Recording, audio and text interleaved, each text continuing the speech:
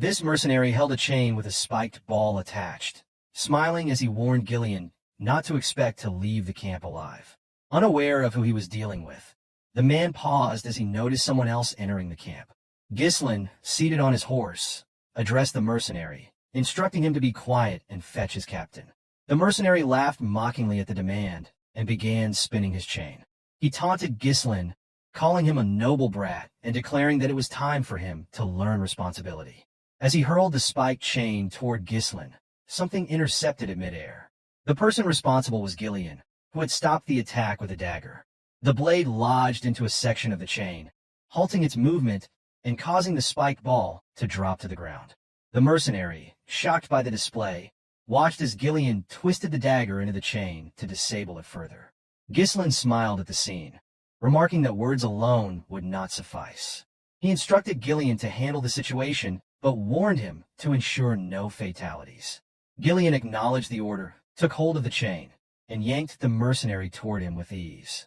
The man flew helplessly in Ghislain's direction, and as he came close, Ghislain struck him in the stomach with a spiked ball.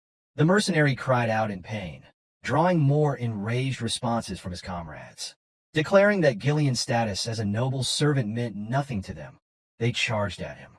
Ghislain twisted his dagger further into the chain, using it to hoist the injured mercenary into the air.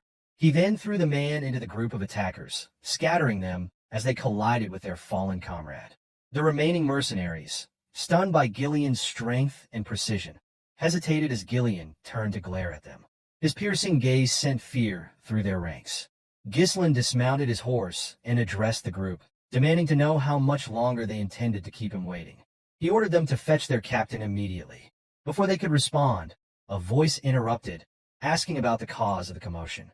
The mercenaries quickly parted, clearing a path for the newcomer.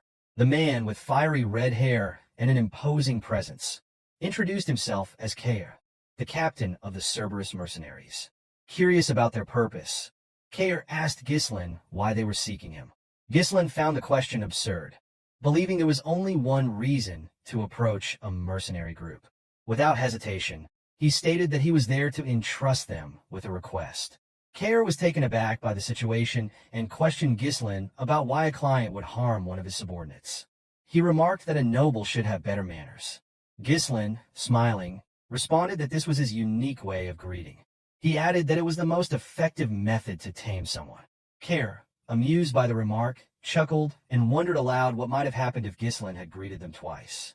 The scene shifted to Kair's tent, where he and several mercenaries sat with Ghislain and Ghislain. Kair asked Ghislain to explain the nature of his request. Ghislain revealed his intent to hire the mercenary group to pioneer the Forest of Beasts. The announcement stunned Kair's men, who were incredulous at the idea of entering a forest notorious for being filled with dangerous creatures.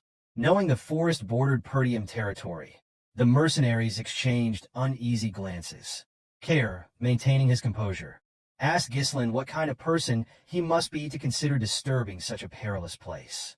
Ghislain introduced himself as the young lord of Perdium. Kair and his men, surprised by the revelation, erupted into laughter.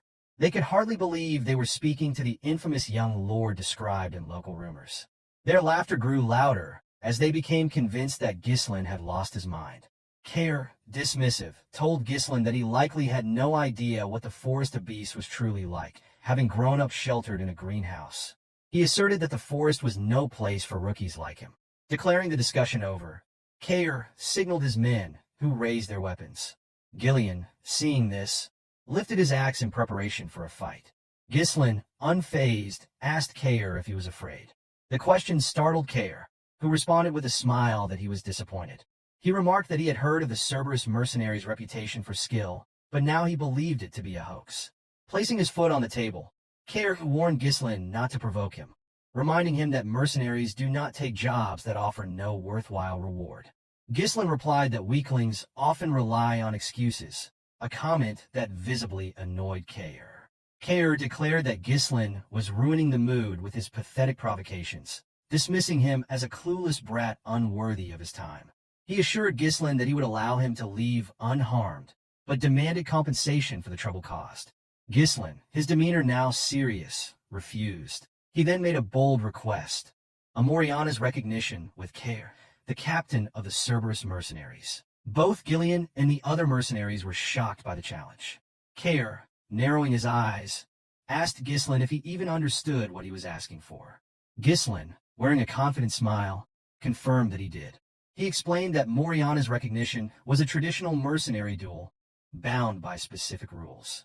Each participant used only a single dagger, with one arm tied to their opponent's. The use of mana was strictly forbidden, and stepping outside the designated small circle counted as a loss. The match thrust both participants into a brutal, life-or-death struggle, confined within a small space that limited their movements. Often, the duel resulted not only in the death of the loser, but sometimes even the victor. Ghislain explained to Kair that the terms of the match required the loser to admit defeat without reservation and submit completely to the winner, effectively becoming the winner's subordinate or dog. He then asked Kair how he felt about the bet.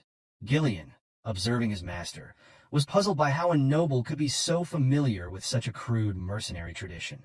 Among mercenaries, rejecting Moriana's recognition was seen as an admission of weakness, making refusal virtually impossible. Kair began laughing maniacally, his expression turning unsettling. Addressing his subordinates, he mockingly announced that they had a bold young noble who wanted to prove himself by mercenary standards. Encouraged by their captain, the mercenaries laughed along, amused by the absurdity of the situation. The scene shifted outside, where Ghislain and Kair stood ready for the duel. Their arms were tied together, and each was handed a dagger. Kair removed his jacket, revealing his imposing physique. The mercenaries cheered for their captain, shouting for him to kill the insolent noble. Kair, believing Ghislain had learned about the tradition from somewhere and was attempting to bluff his way through, told him there was no turning back now. Pulling Ghislain closer with a binding, Kair confidently stated that he had participated in this type of duel 5 times before. Returning to his starting position, Ghislain pulled Kair toward him and, with a cold, condescending gaze, revealed that he had completed this type of duel over 100 times. The captain was visibly shocked by the claim. So, friends, this chapter comes to an end. What will happen next? We'll uncover it in the next chapter. Don't forget to rate this chapter out of 10 in the comments. We'll see you in the next video. Until then, take care and goodbye. Don't forget to like the video and subscribe to the channel.